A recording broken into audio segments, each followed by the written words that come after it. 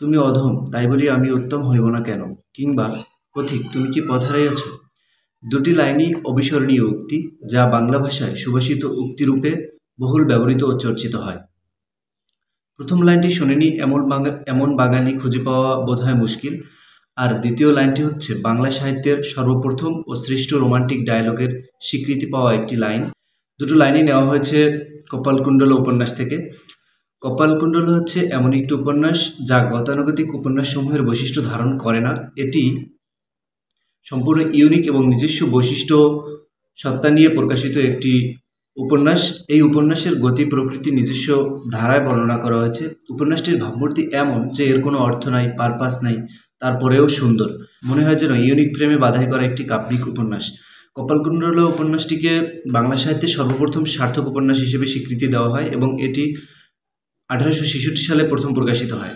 তীর্থদর্শনে যাওয়া নবকুমার প্রাকৃতিক দুর্যোগের কবলে পড়ে একটি জনবিচ্ছিন্ন দ্বীপে আটকা পড়েন।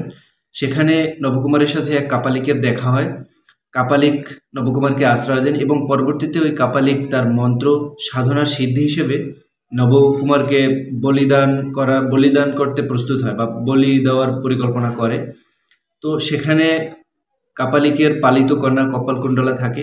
তো সেখানে নবকুমারের সাথে কপালকুণ্ডলার পরিচয় হয় এবং পরবর্তীতে কপালকুণ্ডলা বলির কবল থেকে নবকুমারকে পালিয়ে যেতে সাহায্য করে। তখন ওই স্থানীয় এক মন্দিরের অধিকারীর মাধ্যমে কপালকুণ্ডলাকে নবকুমার বিয়ে করে এবং বিয়ে করার পর নবকুমারের নিজের গ্রাম সপ্তগ্রামে কপালকুণ্ডলাকে নিয়ে আসে। কপালকুণ্ডলা বাল্যকাল থেকেই জনবিচ্ছিন্ন দ্বীপে বড় হওয়ায় খুব একটা স্বাভাবিক সামাজিক রীতিনীতির সাথে পরিচিতি ছিল না, কিংবা সামাজিক আচার আচরণ সম্পর্কে বেশি ধারণা ছিল না। তো নবকুমারের সাথে সপ্তগ্রামে আসার পরে সামাজিক রীতিনীতি সম্পর্কে ধারণা পায়। এরপরে সামাজিক আচার আচরণ সম্পর্কে মানুষের সাথে কমিউনিকেট করার চেষ্টা করে, মানুষের সাথে মেশার চেষ্টা করে। তারপর স্বাভাবিক সামাজিক ব্যবস্থা সম্পর্কে জানতে পারে। এক পর্যায়ে কপালকুণ্ডলা তার নিজের নাম পরিবর্তন করে মৃন্ময়ী রাখে। তবে কপালকুণ্ডলাকে যখন নবকুমার বিয়ে করে নিজের গ্রামে নিয়ে আসে, তখন পথের মধ্যে নবকুমারের সাথে এক বিদেশিনীর সাথে দেখা হয়। বিদেশিনীর নাম হচ্ছে মতি বিবি বা লুৎফুন্নেসা। আসলে মতি বিবি বা লুৎফুন্নেসা ছিল নবকুমারের প্রথম স্ত্রী পদ্মাবতী। পদ্মাবতী পরবর্তীতে ধর্মান্তরিত হয়ে মুসলমান হয়ে যায়। মুসলমান হওয়ার পরে ওনার নাম রাখা হয় মতি বিবি। কিন্তু নবকুমারকে পথের মধ্যে দেখার পরে মতি বিবি আবার স্বধর্মে ফিরে আসার আগ্রহ প্রকাশ করে আর নবকুমারের সাথে সংসার করার ইচ্ছা প্রদর্শন করে। কিন্তু পরিচয় জানতে পারার পর নবকুমার তা পুনরায় গ্রহণ করতে চায় না। এদিকে কাপালিক কপালকুণ্ডলার প্রতিশোধ নিতে সপ্তগ্রাম চলে আসে, কিন্তু কাপালিকের হাত ভাঙা থাকার কারণে নবকুমারের প্রথম স্ত্রীর কাছে সাহায্য চায়। এরপর পদ্মাবতী কাপালিকের সাথে একত্রিত হয় বা মিলেমিশে ষড়যন্ত্র করার চেষ্টা করে। ষড়যন্ত্র করে ব্রাহ্মণ সেজে কপালকুণ্ডলাকে সবকিছু অতীতের কাহিনীগুলো খুলে বলে।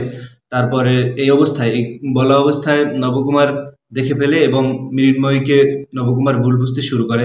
আর এই ভুল বোঝার সুযোগ নিয়েই কাপালিক নবকুমারকে উস্কে দিতে থাকে কপালকুণ্ডলার বিরুদ্ধে। এরকম চলতে চলতে একসময় কপালকুণ্ডলা ও নবকুমারের মধ্যে মনস্তাত্ত্বিক একটা বোঝাপড়া শুরু হয় এবং এক পর্যায়ে নিজেদের সম্পর্কের চরম অবনতির পর্যায়ে চলে যায়। নবকুমার ও কপালকুণ্ডলার মধ্যে সম্পর্কের চরম অবনতি যখন দেখা দেয়, তখন শেষ পর্যায়ে একটা টুইস্টের মাধ্যমে গল্পটা শেষ হয়। কিন্তু টুইস্টটা কী ছিল বা টুইস্টটা কী সেটা আসলে আমি এখন রিভিল করতে চাচ্ছি না। এটা আসলে আপনারা বই পড়ার পরে বুঝতে পারবেন। আশা করি বইটা পড়বেন এবং পড়লে টুইস্টটা আসলে বুঝতে পারবেন। উপন্যাসটির আরও একটা চমৎকার দিক হচ্ছে এই বইটার ভিতরে কিছু চুম্বক লাইন আছে যেগুলো খুবই চমৎকার এবং সুন্দর। আমি আমার পছন্দের কয়েকটা লাইন এখানে বলি। পথিক, তুমি কি পথ হারাইয়াছ? এ জন্মে তোমার আশা ছাড়িব না। আইসো, আমি অবিশ্বাসিনী কিনা একবার স্বচক্ষে দেখিয়া যাও। আজ হইতে কপালকুণ্ডলা আমার ধর্মপত্নী, ইহার জন্য সংসার ত্যাগ করিতেও হয়, তাহলে তাই করিব। আকাশে চন্দ্র সূর্য থাকিতে জল কেন অধোগামী। এরকম অনেকগুলা লাইন আছে যেগুলো খুবই সুন্দর। আমি সবগুলো আসলে বলতে পারতেছি না, কারণ সবগুলো মনেও নাই, মনে রাখা কষ্টকর একটু। সো সব মিলিয়ে বইটা হচ্ছে খুবই সুন্দর, আপনারা চাইলে পড়তে পারেন। আর এই হচ্ছে আজকের রিভিউ। যদি ভিডিওটা ভালো লাগে তো পেজটা ফলো দিবেন আর পরবর্তী ভিডিওর জন্য সাথেই থাকবেন।